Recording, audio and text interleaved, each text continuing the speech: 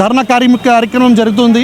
ఈ కార్యక్రమం ముఖ్యంగా కళ్యాణ లక్ష్మి కానీ షాదీ ముబారక్ కానీ హైకోర్టులో స్టే వచ్చిన పద్యంలో గవర్నమెంట్ అగెన్స్ట్గా, కాంగ్రెస్ గవర్నమెంట్ అగెన్స్ట్గా ఈ ప్రోగ్రాం చేయడం జరుగుతుంది. కాంగ్రెస్ గవర్నమెంట్ వాళ్ళు ఒక్కసారి ఆలోచన చేయాలి. మనం ఏం పని చేస్తున్నాం? ఇంతమంది అడ్వకేట్లు ఉండి, అడ్వకేట్ జనరల్ కానీ ఎన్ని డిపార్ట్మెంట్లు ఉండి 6 డిపార్ట్మెంట్లకు నోటీస్ పోయింది రిట్ వేసినప్పుడు. 6 డిపార్ట్మెంట్లు స్పందించలే అంటే 6 డిపార్ట్మెంట్లు స్పందించలేదు అంటే గవర్నమెంట్ కావాలని కుట్రపూర్వకంగా బీదోళ్లకు, బలహీన వర్గాలకు, ఆడోళ్లకు పైసలు ఇవ్వద్దు, కళ్యాణ లక్ష్మి ఇవ్వద్దు, షాదీ ముబారక్ ఇవ్వద్దు అనే ఆలోచన మేరకు.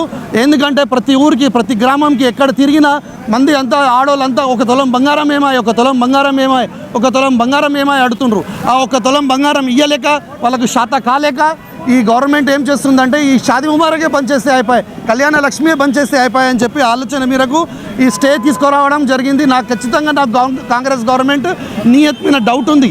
ఎందుకంటే వాళ్ళు కావాలని ఈ స్కీమ్స్ బంద్ చేయాలి అనే ఆలోచన మీదకే ఉన్నారు. కానీ ప్రజలు ఎవరు ఊకే ఉండరు.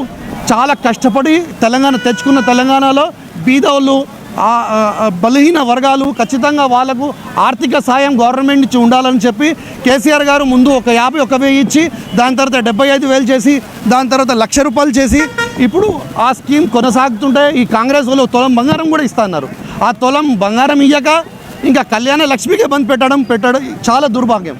నేను బీదోళ్ళ తరఫు నుంచి, ఆడోళ్ళ తరఫు నుంచి, ఆడోళ్ళ తరఫు నుంచి, ఆ తల్లిదండ్రుల తరఫు నుంచి కోరుతున్నాను, బీఆర్ఎస్ పార్టీ పక్షాన కోరుతున్నాను, కాంగ్రెస్ గవర్నమెంట్కి మీ వైఖరిలో మార్చుకోండి. అధికారం వస్తుంది, పోతుంది.